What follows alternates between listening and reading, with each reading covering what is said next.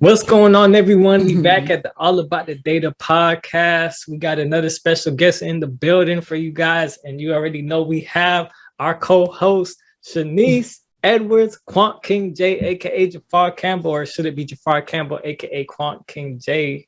I don't know. Maybe we should just change your real name to Quant King J. I'm gonna change my real name to Jamar. That's what I'm gonna do. You can do that too. I mean, it's only a one-letter difference. You know, the Jamar, the Jafar is just that one letter. You know.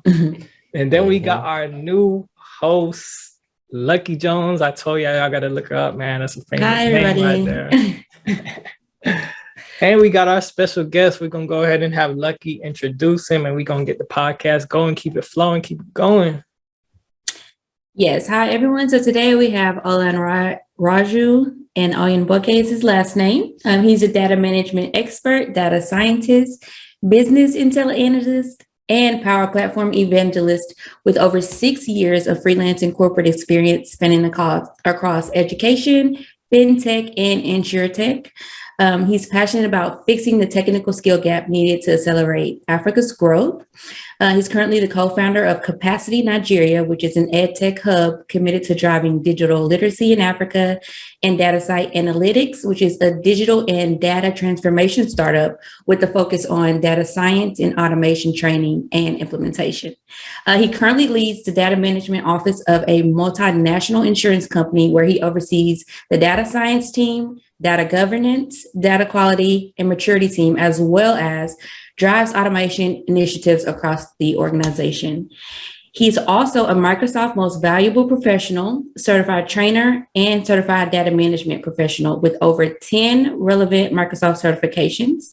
And he's an active leader in the Microsoft Power User Group in Nigeria. Woo, that was a mouthful. You are highly accomplished. Shout out to Nigeria. You are highly accomplished. Kudos to you. Yeah, kudos to you, man. And you know, we glad to have you on the show. You know, we just gave our little bullet points of you, but anything, you know, personally you want to just introduce yourself with, you know, that maybe we should know that we don't know. Right. Well, maybe I'm just going to say that I'm actually excited to be on this show. I mean, and the citation was actually, you know, top notch. Thanks for that. I wasn't literally expecting that much of myself. Yeah, aside all the things that have been said, I'm recently into cycling, and I enjoy it a lot. You know, it's just a fun fact about me. I like cycling, and I like listening to music. So outside that, I do other initiatives which is Twitter activity. Recently, I came up on Twitter, and I'm just there to teach things on statistics on Twitter, machine learning on Twitter, you know, SQL on Twitter, Power Platform, everything. I just want to, you know, be out there to let people know what is possible on the best app. So. That's what's up. We appreciate your contribution to the Dataverse, the data community. It's always good to have people out there helping us out. So we're going to go ahead and have our host, Shanice, actually start off with the questions this time. By the way, I'm happy to have you on here too. I did see you. I believe I saw one of your tweets go viral, and I was like, I definitely want to bring them on the show. You know, give you a chance to get some spotlight on the All About the Data community. It's actually a pretty big community. We're on Discord. I'll send you the invite. We have over 2,000 members in there now. With data engineers, data scientists, like everything data, basically. It's kind of where the name All About the Data came from. Last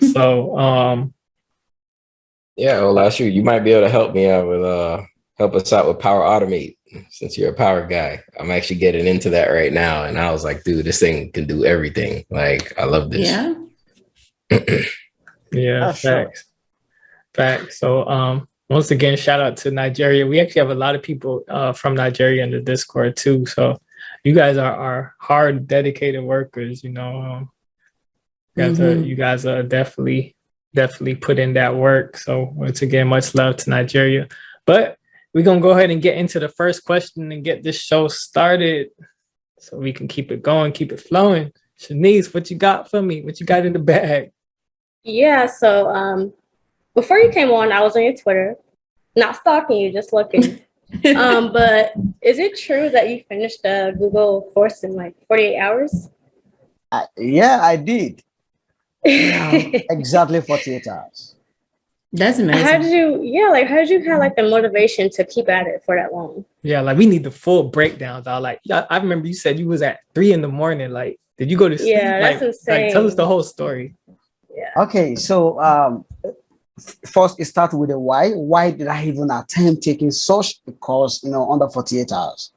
I've been mentored to a lot of people in the data community in Nigeria. And most of the time, I do recommend the Google certificate course.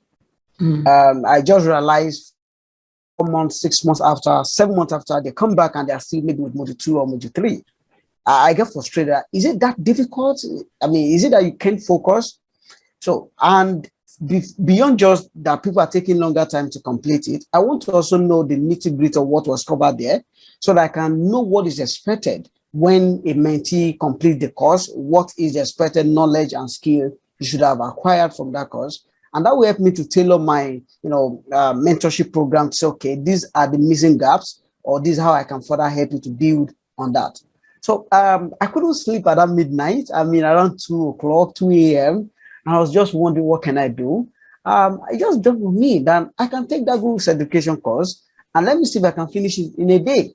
And the goal here is get to know what we have, the content of the course, the value, and everything end to end. Okay, so I woke up, I actually started it 3 a.m. in the morning, and I was just playing around. I took the first course.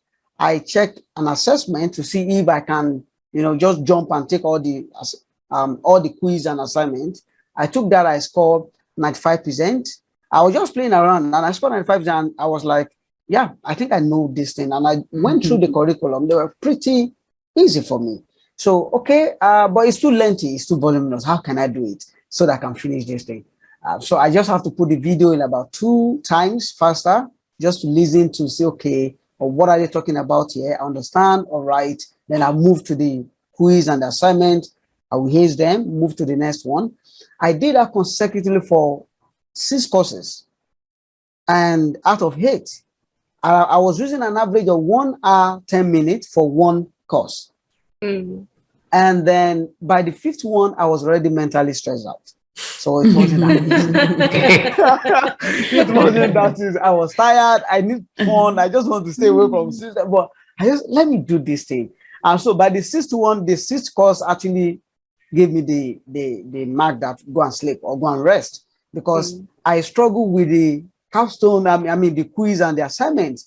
I failed the one time, I failed second, I failed. I don't know, guy, you know this thing, but you are stressed out. So just drop it, and I can only try it back after 24 hours. So okay, drop it, go and rest. So I took rest for like 4 hours. I did some other thing, and then I came back. I used that to do the 7th one and the 8th one, which is the capstone project. So I couldn't do that one. I'm only left with the assignment and the quiz. I have to wait till the next day. At exactly 24 hours, I just went back and I took it and I got it. So I have the certificate under 48 hours. My key takeaway, since that time, I've gone back to that course to check back some of the resources and comments. And I think my focus is on application of the knowledge there. So now that I know what is being taught to everyone that comes around me, I know what is expected of them to have as skills and knowledge once they complete that program. I know how to help them with each of those courses. For example, later today, I'm having a verbal class on Twitter Space that talks about the course 1, which is foundation, data everywhere. So what is the expectation from that course? Can we mix our life experience and work experience to also cite examples outside what was done in that course? That way, some people can understand and relate better and internalize the learning. So that's just something that stemmed out of that learning adventure. Okay, cool. That's interesting. I also took the Google course, so I know what you mean with course 5. Honestly, course 5 and course 4 was the one that kind of like stumped me up, kind of slowed me down a little bit. Course 5 goes deeper into like Excel and SQL, and it's longer too. Like the curriculum is like stretched out way longer. Like as the courses go on, they extend it. But I also tell everyone that comes to me, I mean, I'm still transitioning myself.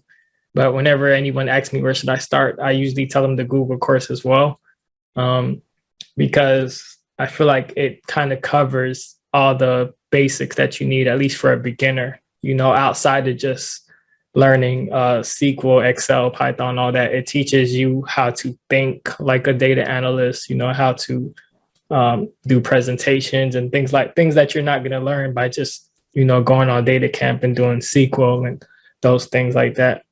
So I highly recommend it for anyone who is transitioning. Another popular question that people ask is it difficult for a beginner?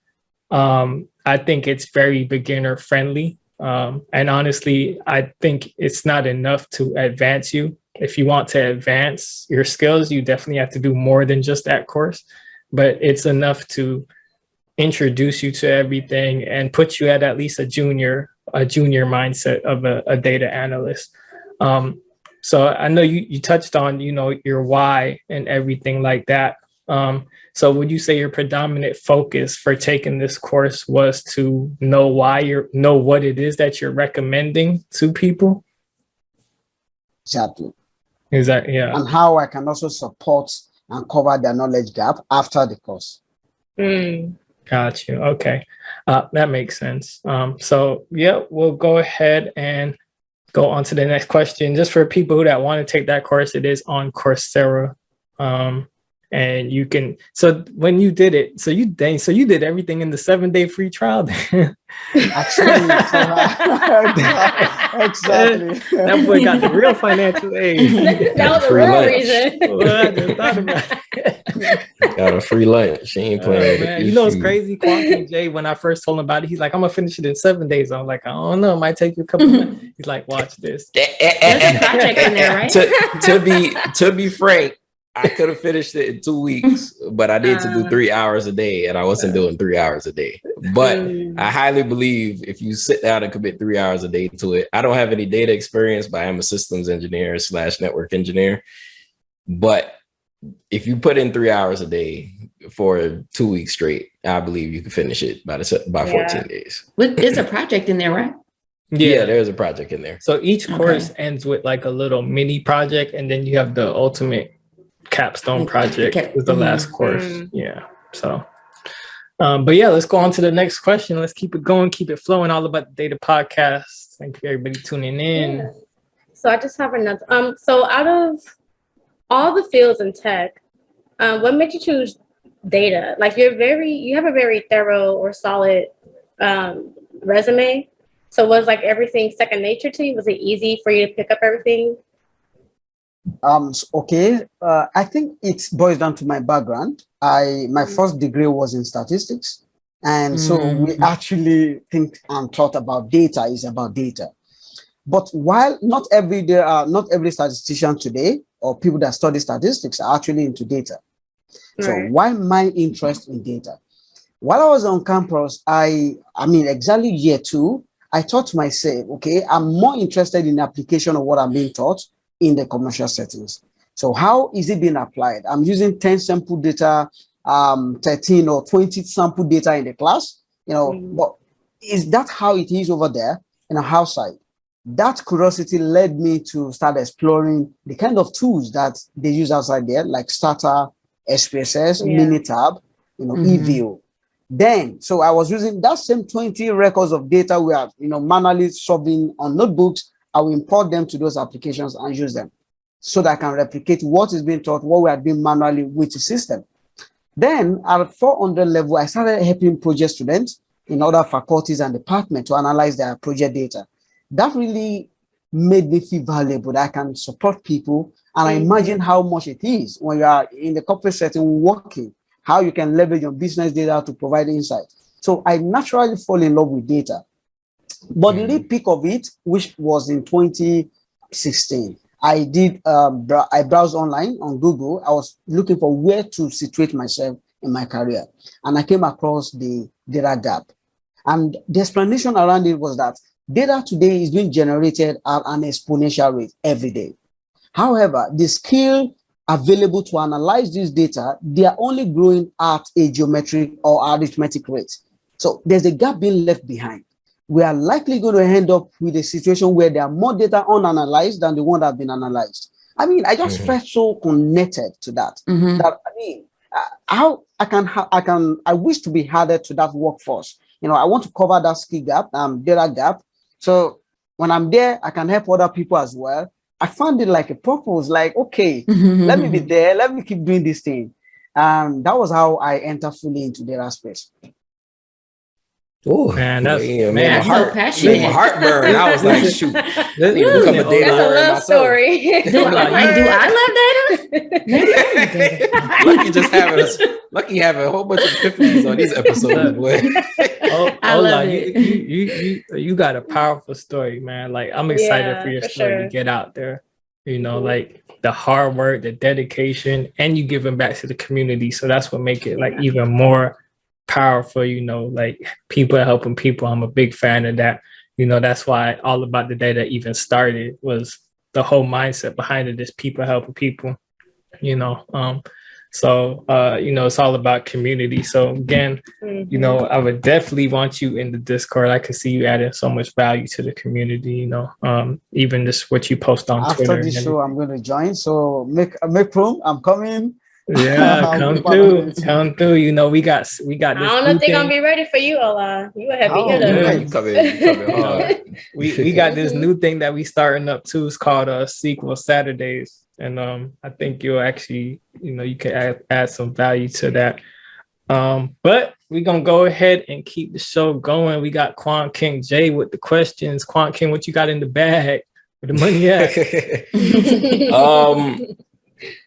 Well, I wanted to ask, why did you choose statistics as a degree formally? Wow. Since we just got off of statistics. Yeah, I mean, I'm going to tell another story to answer that question. I mean, it's quite interesting. So while I finished secondary school, while I was still in secondary school, which is high school, or I mean over there was a module in mathematics, a topic in mathematics called statistics. So the day I was being taught in class, my teacher mentioned that, okay, our topic for today is statistics, and it's a course in the university. A lot of you will like it, and maybe one day go for it. I wasn't happy hearing that word statistics. That was the first time. And I said to myself, I cannot do this. I will not do this, you know, because I want to run away from it. And then, so when I was done with my secondary school, I wanted to apply to university, Polytechnic, to study computer science. So because I'm very good, I'm a bit techie and I love, you know, computer. While I was filling my form, someone was beside me who checked my, you know, my result and my details and said, what course do you want to apply for? I said, computer science. He said, why don't you try statistics? I said, no, sir. I didn't see his face till today. But that was the second time the word statistics came to me. And I said, no. I mean, I got the admission for computer science, but I didn't go there. And then I applied to university as a pre-degree program now, because I couldn't go direct entry. And as a pre-degree program, you have to choose 3 courses, because I so much love biology. While I was in secondary school, I was the best biology student, not just in my school, but in my state. I represent international, you know, competition then. So I love biology a lot. So Olympiad is an international competition. If you are familiar with that, I do represent for NIBO. So I selected 3 courses, and the first one was biochemistry. Keep the word biology. It must have bio, because I love biology. The second was the microbiology, because I still love biology. And the third option was plant biology. Imagine, I just want something related to biology. So the 3 courses I chose was something in the field that I have to do biology, not statistics. But when admission came out, I was given statistics. I mean, how does this relate? Why is this coming to me? But actually, I was so desperate. I needed to go to school then, you know, and so I told my family that, I mean, I would do it. And a brother and uncle came and said, this statistics is very difficult course. If you are not strong in mathematics, don't go for it. But I want to leave home. I don't want to stay at home. So I said, I will do it. Just give me the chance, you know, pay the school fees. I will do this thing well. I mean, just to cut the long story short, I did not just do statistics. I finished with the first class. So it was just more or less, I have to face this thing, and I made the best out of it. Yeah. Okay. No, that's I'm cool. about to faint listening to them classes you listed. I think it's cool though, because even though like how you have biology, statistics could still be implemented in that, and it can kind of be implemented everywhere. So it reminds me of IT being a systems engineer, network engineer. Like you need me from education to biology, any organization. So I like that data is transmutable like that. What about college? So what was your overall experience like at the university? How did you enjoy it? Did you love it, like hate it? Yeah, I mean, I still try to reminisce, with the experiences then. But one thing that summarized my time on campus is tutorial master. I take a lot of tutorial. I help people. I can be there every weekend taking them tutorial because I just love teaching. Teaching means learning twice. It's my way of, showing people, is my way of mastering what I read. So when I teach them, it makes me understand it better so that I can also reproduce when it's expected of me. So while on campus from 100 level year 1 to the, fourth year, I was constantly out there teaching, going, even mosque. I go to mosque to teach. I go to church to teach. On campus, I was everywhere. So they do call me Professor Logic. Just to summarize that. I like that name. I always have a way to explain the concept in a logical way, to show them, okay, it's not that difficult. If you think it this way, you can actually get it. So wow, that logic works. So they call me Professor Logic. I mean, I enjoyed the time as a tutorial master on campus. That's cool. I really like that name. I might have to steal that in America over here. I'll be the American Professor Logic. That's cool though, man. So because you have this degree in statistics, a lot of people have degrees in probably computer science and do data. I have no degree. I'm just a freestyler. I'm a certificate addict, so I just get certificates. Would you say that you need a degree in the field of data, or that you should get one? And if so, what degree do you think someone should get if they are going to work with data?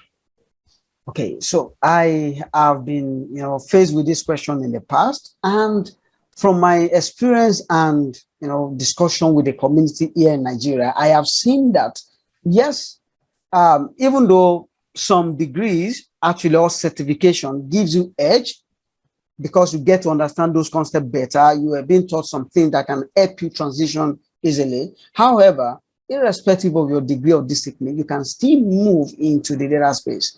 I have friends today that study accounting and is a senior consultant with EY in UK in data analytics.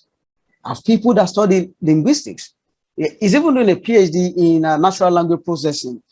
I mean, I have seen people over time with different disciplines and degree really doing well in the data space. For myself, I owe to people. After finishing school, I started working. Today, I have over, all this mentioned in Google, IBM certification. These are course certification from courses. Oh, you have the IBM one too? Yeah. Oh, okay. Oh, you wasn't playing. Oh, that was last year. That was 2020. Did you do that one in 48 hours? Yes. No.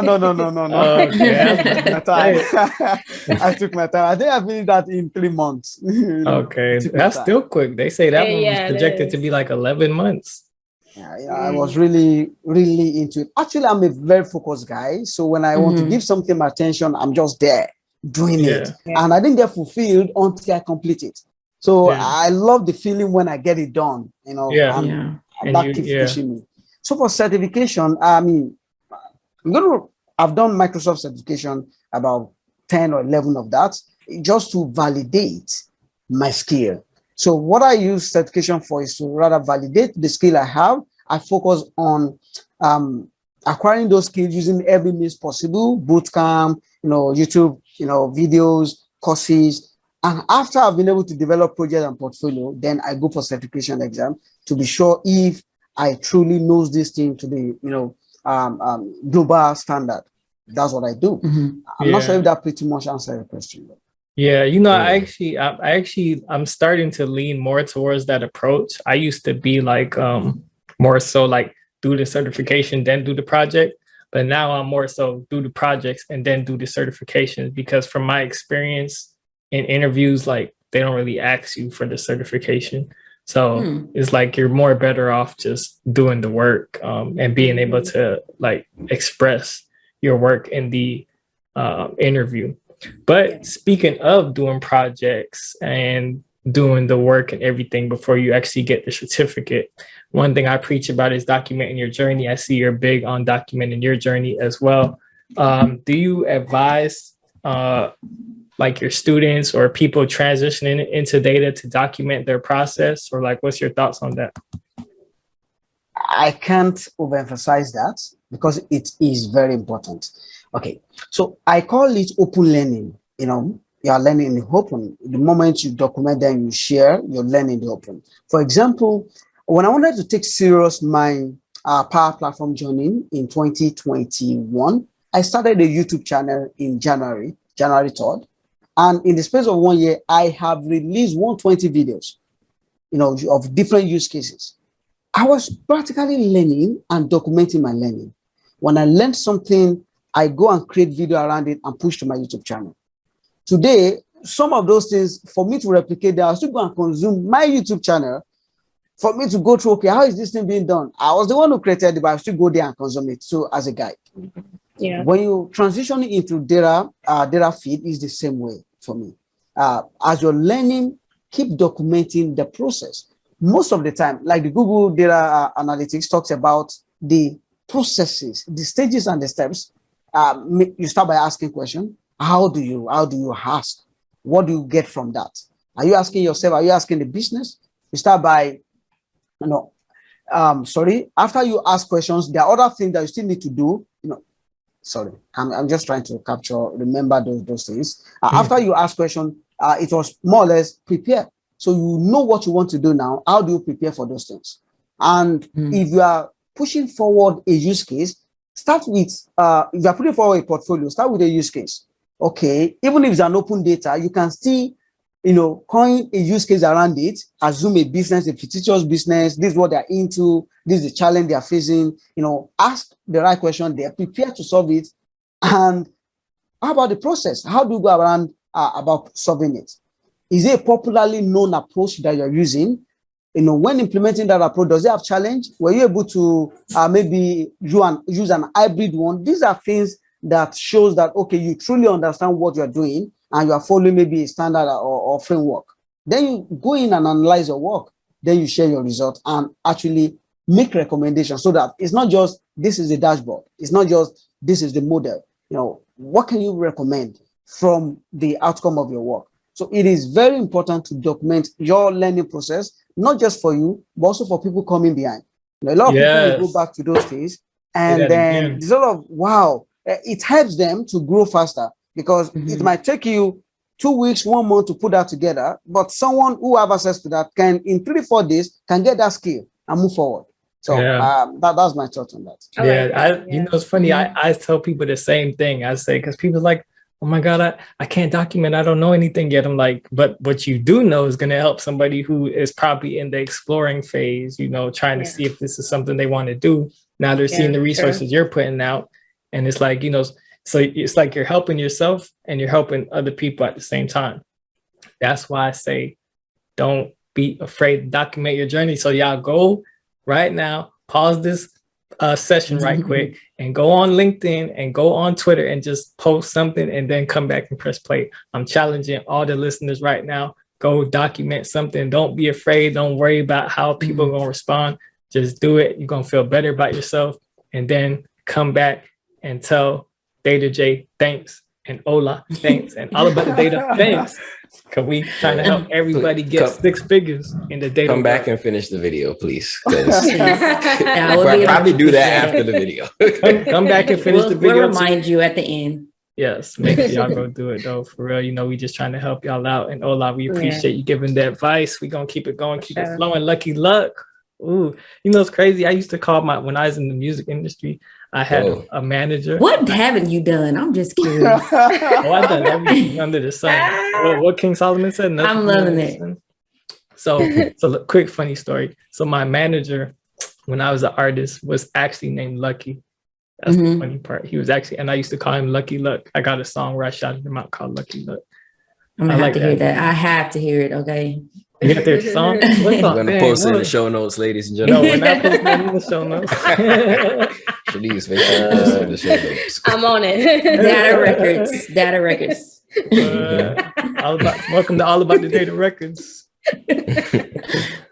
Lucky Luck, what you got for us in the bag, man? What we looking at? Sure. So, in the bio, we had so many different parts of data. There was governance, there was quality, there's automation, and then different industries as well, such as finance, education, and insurance. So my question is, how do you stay updated, having your hand in so many different parts of data? Thank you. I would say it's a journey for me. In 2017, I wanted to be a lecturer. We've not discussed that part of me. It's a story too. I wanted to be a lecturer. I was already in the university, Federal University, as a graduate assistant, just to continue in that part.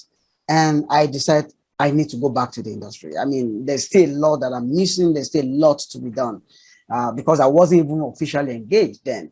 So when I then went into the corporate settings, I started as a data analyst. So I was a business intelligence analyst on a business transformation project. That is literally projects to build data warehouse and analytical dashboard. That spans for 1 year, 2 months. I just have to sink or swim. That led me to acquire all the necessary skill. I deliver excellently on that project. And because my continuous interest in data, I then made a proposal. Because data analytics is a continuum. Analytic dashboard is more or less a descriptive part of it, maybe at most diagnostic.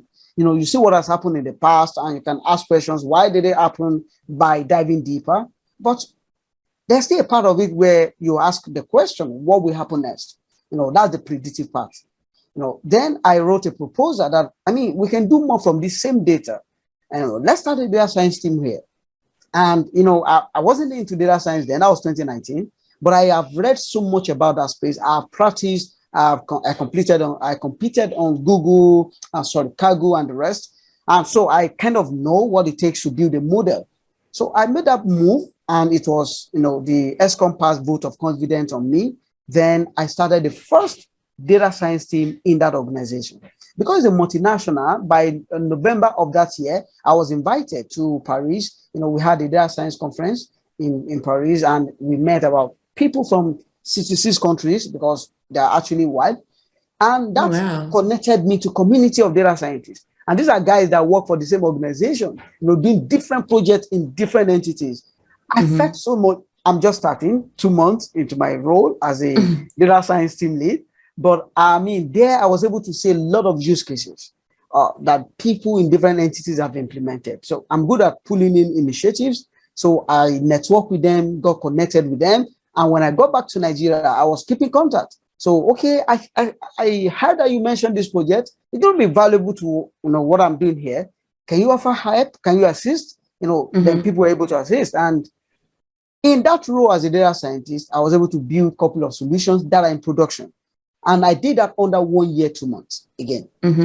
And during that period, I realized that the major challenge today for organization is not the data analytics scale. It's the data in itself. And that's why I have this popular quote, which is data is the new oil. I live in an oil country where nobody is drilling, because I believe that the heart of drilling is analytics. So if you are just doing exploration, you are really not getting the best from this data. We were building dashboard with the same data, we're getting something. But the moment we added predictive analytics to it, we're getting more. And it's the same data, not a new set of data. So that shows that when you drill, that is the part of analytics and gives you the more value from that data. Then I realized that data is the leverage. So if you have it in the right state, if it's of high quality, timeliness, reliability, accuracy, you then enjoy what you are building on it. So that was what led me, then we realized that there are challenges in the organization, especially in terms of management. There are no framework, there are no processes, there are no governance. So I was then moved because I've worked across those, roles. I've been a data scientist. I've been a business intelligence analyst, which is a different team. I have worked as a data steward because I used to do data improvement initiatives every month, bring out the teething issues in the business and, bring the executive or stakeholders together. How do we resolve this? Oh, so you are familiar with the data challenges as well. It's better we push you to this unit where you will put in place the framework, the processes that will help us to drive data architecture, modern data architecture, data governance, the master data management, the data quality and maturity, and the rest of those topics. So I've been in the office for a year and maybe 3 months now again. So it's been it's been a journey for me. And that is why I've moved across those sectors and settings. Man, well, I would just like to say, experience. I love your passion for data. It's very, man. It's radiating. And I can feel it through this. I love it. I might have to give you data, Jay. Like, you more dated out than me. Thank you. You about to make me. I'm about to have to go study some more data tonight. I might have to put in some more. I might have to put in 4 hours a day now. Nah, most definitely, man. You definitely got a passion for it, man. I love it. Yeah. I love a guy that got some passion in his work, Yeah. But how do you manage your time with, so many different realms of data around you? Yeah. Like, do you ever have time for you? He is data. What are you talking about? That is something that people have asked over time. I mean, just last week, people asked me, do I have more than 24 hours in a day? Because they just want to understand, how do we manage to do this much, within same 24 hours that we all have? Aside work, maybe I should put it this way. Sometimes the way my strategy for managing stress, managing maybe when I'm sad or when I'm happy, it's actually to learn. So, I mean, I'm actually happy when I have a good news. It just takes me to finish one call that I'm doing before. That energy is there. If I'm feeling down, the way to get out of it is just go and focus that energy, channel it towards learning. So that's why I now learn several things in a day, because it comes natural to me. But I have life outside learning and outside all these things. Like I said, I love cycling. I think recently I took that to Twitter. I do share every day when I when I ride. I share my pictures so that people know I don't just do data. I also have life outside that. This morning, Saturdays, I go out to play football. I love football. I play a lot, and I enjoy playing. So I do those things, and sometimes, maybe once in a month or quarter, I go out with my guys too. I mean, I try to chill too. So, do you really? Do you play any video games at all? Yes. Yes. I'll say yes. Okay. Do you play video games? No, I don't. Mm-hmm. I watch movies like sci-fi movies. Okay. Yeah, I like sci-fi movies. I love sci-fi movies. I love sci-fi. I love documentaries. I love documentaries. I can relate to an extent. Like, I do feel like a sense of excitement when I'm studying, especially if it's something that I'm actually interested in. Which is actually kind of what brought me to data, is I'm interested in it. So, hence why this whole thing's going on. I actually love data, but that's like I say, your story is just powerful, man. I'm just here I'm usually hyped, but it's I feel like I'm just learning right now. Like, I'm taking for notes, sure. Definitely applying the info. Because I'm really a big fan of you guys' work ethics. I know a couple of Nigerians, and it's just how do they do it? Is it the food? Is it the water? Y'all just be so focused. Have you been to Africa, Jay? I haven't yet, but I got to now. I got probably over 200 people from Nigeria. Make your way down there. Come see for yourself. I got to come see. I might have to spend a month there. I might come back a wizard if I come back.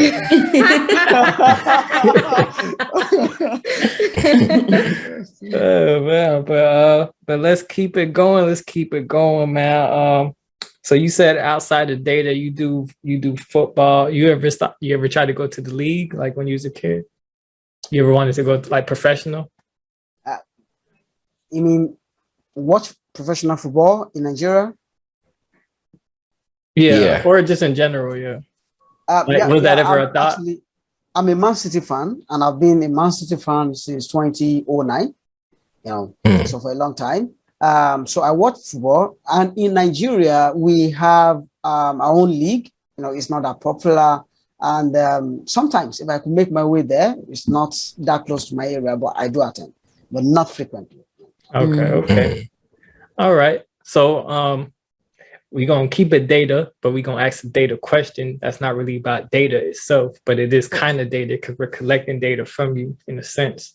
I know I probably just confused you guys with all the data work. Yeah, because what? Oh, man. But what are your 3 favorite books and why? It don't matter if it's nonfiction, fiction, whatever it is. Like, what's your 3 favorite books and why those 3?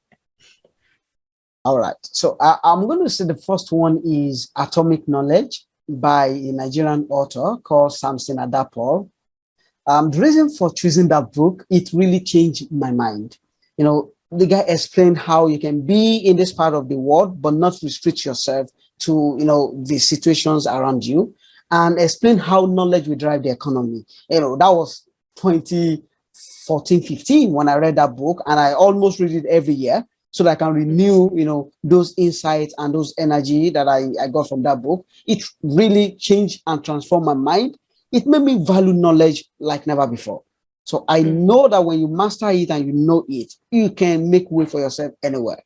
So, and it talks about some futuristic thing, how knowledge will continue to evolve and how it will distinguish people. So I love that book.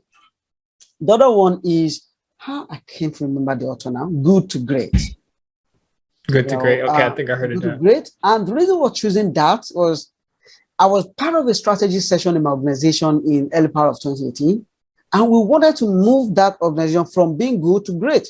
We have all the data to show that, for the past 30 years, we've moved from nothing to being good, becoming industry leader here. But how do we move it from good to great? For myself, I do not see the organization. I was looking at my own life and career. So how can I move myself from, good to great? And the principles, the hedge concept, the 5th level of leadership, all those things that were laid out in that book, I try to picture them for myself and say, okay, how can I fit in? I more or less changed the book to my own story. So rather than relating it to a company, I related it to my life. And those things, I've been applying them in my life and it works for me. And that is why my transition in the space of 3 years within the organization, it shows that someone who is on a path.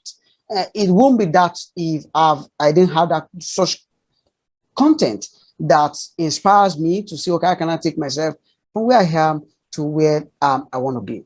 And lastly, this is not that much of a popular book, but the book is The Purpose-Driven Life. By Warren. It makes a lot of meaning to me because, like I said, I try to find my why. Whatever I'm going into, I want to know why am I doing that.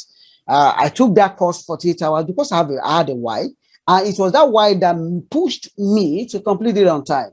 So that book, beyond just the practice and the lessons, it helps me to embrace finding why as something very important. So if you're engaging me on a project, if you're engaging me in a community, I need to find my why. There's a why for that community, but does my own align with that?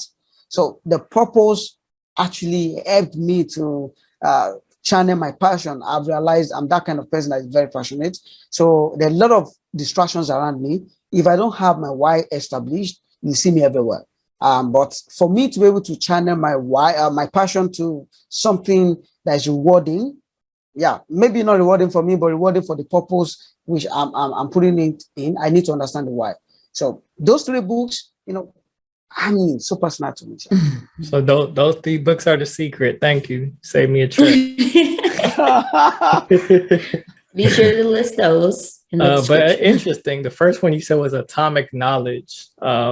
It's funny because there's a book called Atomic Habits. Have you ever? That's what I thought about. I thought about that one too. Have you ever read that one? Atomic Habits? Yeah, but I haven't completed it. But yeah, I do. Yeah, I'm still in the midst of reading it myself, but I'm gonna check out Atomic Knowledge too. But real quick, we just gonna hop into the Tech Titan for today's show. Tech Titan is where we just shout out and show love to the tech community of people that's doing their thing, giving back to the community, showing love to the people. So we gonna bring it over to Shanice. Who we got on the roster for today? Who we showing love to? Can I get a drum roll? Thank you, Jafar. That was very nice. That was me. Jamar. I'm Jamar. Nope, I'm Jamar. Yeah. But this Titan for this episode is the job father, Jermaine Jupiter. Since last October, he's gotten over 100 people into tech. I'm pretty sure that number has since risen since then. He has a PDF referral list where you can request a referral form from him, like to any of the companies that he's connected to. He linked that in one of his tweets, so you'll have to follow him on his Twitter to check that out. He also has career counseling services that he provides through his company, JupiterHR, from resume and LinkedIn packages to helping you outsource your job search and helping you network to career coaching for those who are already established in the tech field. He also has a list of free resources on his website. So again, you have to follow his Twitter. We'll link that in the show notes and a link to his services as well. Thank you, Jermaine. We appreciate you. And yeah, keep up the good work. Big shout out to Jermaine. Island man, you don't know. See it there. I'll be reaching out to him for sure. Yeah, we're gonna get Jermaine on here too. Jermaine's actually a recruiter that I met a couple years ago as well when I first got into this tech journey. So I'm telling y'all, networking is like powerful. Like it's just powerful. Like the people you connect with, you know, you keep them in your roster, you know. They come through for you. So Ola, I just want to ask you just two last questions here. One would be, what is your thoughts on seeking mentorship for aspiring data analysts? Okay. I do not have much of that opportunity while I was, going through my thesis, because it's more or less a sink or swim scenario for me. But that actually was main reason why I embraced mentorship more, because I knew what I went through. Some people today, they just ended up in mentorship program. It helped their career. They do not know what it feels outside it. So I have been outside it without mentor to help me at some stages. And that made me to say, okay, whatever it will take, I need to be sure that people do not just go through these things, without direction, without having someone to guide them. So I embrace mentorship a lot. I mentor people, and I always recommend it. There are a lot of benefits for having a mentor, but for me, I always recommend, getting a mentor, be it distant, be close by, because it is important. It just shortens your, learning journey, and you accomplish a lot in a shorter time. And you get experience that you cannot leave. You get it, in a discussion. If you have to leave that experience, it might hurt you. It might even cost you some things in your career. But you get to avoid them, because someone is there to tell you, this is how it worked for me, and this is this, and this is my recommendation for you. I mean, it's a really valuable thing. Everyone should try that. Got you. That's what's up. So we're gonna put Ola's Twitter in the show notes. Y'all make sure y'all follow him, hit him up about mentorship, because he has a mentorship program, and he gonna get you right. We on the same page. Start with the Google course. Don't be afraid. What you waiting on? Start today. What are you doing? Why are you still watching this? Go to the website. What are you doing? You told you want to be a data analyst. But I think we pretty much covered everything, man. This was a dope session. Oh, we have one last question. One more. Oh, we do? Oh, I'm sorry. See, the project manager coming through. Like, well, I want to know. I'm not sure if y'all want to know, but like, you've been doing so much already. What's next for you after this? Yeah. So the way I'm seeing myself, the next phase for me is two things. First, more or less a global advocacy program of the thing. I'm looking at taking what I do today within community, smaller community, to something global. And the second one is building AI-powered solutions have a startup. I've talked about it. You talked about it in the citation. I think Lucky does.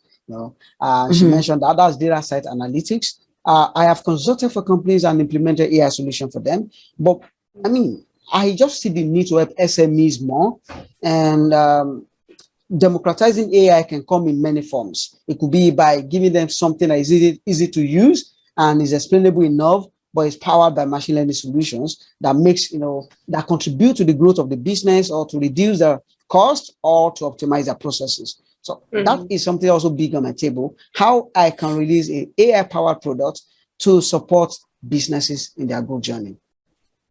Awesome. AI taking over. Cool. Yeah. We got a machine learning channel in the Discord too, so you might have fun with that. We got some AI ones in there too. But we definitely appreciate you coming on, Ola. We appreciate all the wisdom you dropped. I can't wait to have you in the Discord. I'll contact you so that I can get the link to join. Yeah, I'm about to send it to you as soon as we get off. I'm just so happy, seeing your faces. I mean, I'm really relaxed. I see we are really having a family out time. I enjoyed every session, every discussion. I mean, you guys are dope. I mean, definitely, man. We're going as the show continue to grow. We're going to eventually double back and bring you back on. We're just trying to get as much people in this first launch year as we can, and then double back and kind of see where everybody is from there. So we're going to go ahead and wrap the show up. Once again, shout out to everybody tuning in to All About the Data. Join the Discord. Join us on SQL Saturdays, which also will be on our YouTube channel. We outside with it. Be outside with it in the virtual world. Right. So yeah, we appreciate everybody that's tuning in, everybody that's supporting. We're going to keep pushing, keep growing, keep providing as much resources for you and for ourselves as we can, because we kicking doors down this year and getting them 6 figures. Booyah! And we out.